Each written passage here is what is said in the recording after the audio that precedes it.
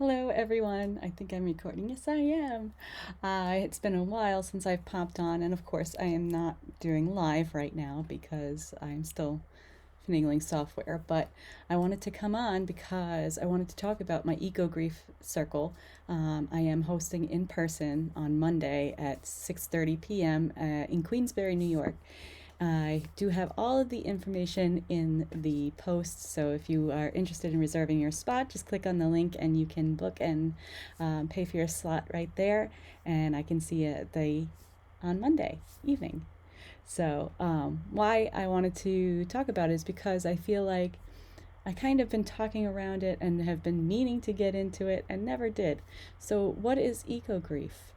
Um, it's the sadness, anger, all the stages of grief that one has when one is grieving, um, but related to the current ecological devastation that we are witnessing unfold in our lifetimes, the immense amount of loss and the fact that our world is nowhere near what it was, and the world will never be, what we grew up in, my generation, or so often called a type of disenfranchised grief.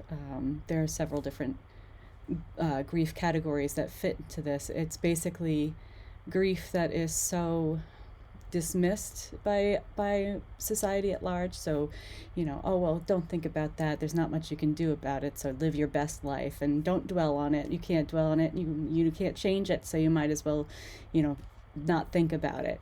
And it's really invalidating sometimes when you have these experiences where you're feeling this heaviness and this loss and this grieving process, and there's zero support for it. So why eco grief is one of these big ones is because we are in an extinction event. We are having massive loss of species and habitats, and we're perilously close to really doing some serious damage to our survivability in the long run, and the survivability of our children on this planet.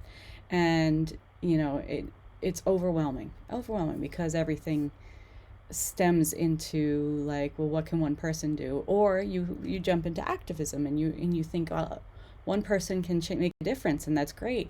But if you don't stop to grieve, if you don't do the processing, that even if everything was to change tomorrow, we still will not have what we have lost. It will not be coming back. If we don't stop to do that, the burnout is really quick. The resilience is not there to support actionable change and sustainability of your own resources, because self resources are important too.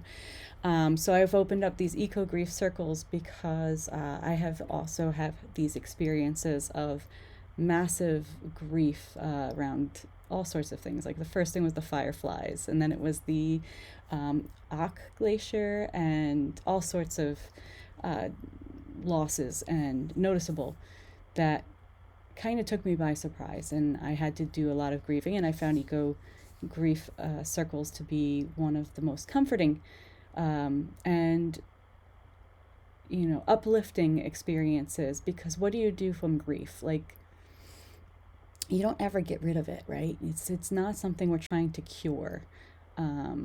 It's something we have to learn to carry with us. And when you have a community of like-minded individuals to help you carry it forward, it makes your burden a little lighter. And from that place of grief and loss and compassion is where we can actually stem some really good catalyzing plans, where we can start on smaller scales, where we're not just going railing ourselves against the government or against certain companies or anything like that, to just and that's great to do too, but it's exhausting work, and it's tireless, and sometimes it seems like it doesn't work. So we have to start small, right? So eco grief groups are places to find support of local actionable change and also meaningful experience in a community, and giving sacredness to these icky feelings. Grief doesn't feel good. it's it's not it's not fun to be grieving, but it's very natural and integral to the human experience. It's Grief is love with no place to go. It reminds us of what we value, what we care about. So to have grief for nature, it's because you love nature and you know you're a part of nature. You're not separate from it. And grieving it is grieving yourself, and vice versa. Um, the ecological part of it, ecology, is the interconnectedness of all of these systems of nature. And having mourning this is also mourning the fact that we don't have communities, we don't have networks, we don't have a village, so all of the things that went awry and can seem so overwhelming, because like there's no, it's really hard to think of all the things you can do, go down the list and be like ready to do them, because you look at the list and it just gets longer and longer and longer and more insurmountable because you're doing it alone. And that is the point of an eco grief circle. You don't have to do it alone. So my first in person is on Monday, May 6th at 6:30. Now the Eco Grief Circle this month is part of my Dark Moon Circles series, because I'm going to rotate, because every month Eco Griefs doesn't seem to be um, necessary, but shadow stuff does. So I'm going to do an eco grief this month. Next month will be shadow work, specifically on like a shadow aspect. I'm figuring that out. More specifics on that to come, but it will be a shadow temple of some kind, shadow circle. Um, and the next one after that is a respite. It's a rest. So it's like a meditation, aromatherapy, relaxation circle for that part of the dark moon. And then the last one will be a death salon. So similar to the eco grief, this is not a grief circle, but it's about breaking the taboos around death. If we can talk more comfortably about death, end of life care, um, what good death looks like, what bad death looks like, what we might want for our transition over, things like that, we start to shine light in these places that are often kept in darkness, because you don't want to think about that. You don't want to will it for any faster, which you're not. And it's part of this. It's a death positive movement. Now, death positivity is not yay death, I'm gonna die. No, it's not I'm going into the dirt nap, hooray. It is um, removing the fear, removing the shame, from natural human curiosity and speculation around the topic of death, dying, and grief. So it's a place that you can come with no agenda, even though it is a circle and I am like a priestess and it has a bit of a pagan-y feel to it. It's it's more of like a discussion based circle. While there is a little bit of ceremony into it, like a candles and things like that, it's not necessarily religious. It's more of a place to come and just contemplate the topic, and in a safe and supportive atmosphere. And that, so the whole idea is that by removing the stigma and making it easier to talk to, it's like the sex positive movement, right? And the sex positivity, removing the taboo actually reduced harm and created more safety and less shameful feelings, so that people could speak up when bad things happened. It exposed the stuff that needed to be exposed, because we eliminated the shame from the normal stuff, right? And that's death too. By focusing on what a good death looks like, what we want for our death, contemplating our mortality, we take that positivity towards that, and we can actually look at what is actually a bad death, and hopefully start to change systems, places, and treatments of death that are perpetuating these really awful practices that are killing people, killing children, killing health of young people around the world and marginalized communities. We can look at the real issues to life and limb if we remove the shame around talking about all of the other stuff that comes with death. And there's actually a beauty in that, because death is the great universal experience, right? It's the universal uh, equalifier equality.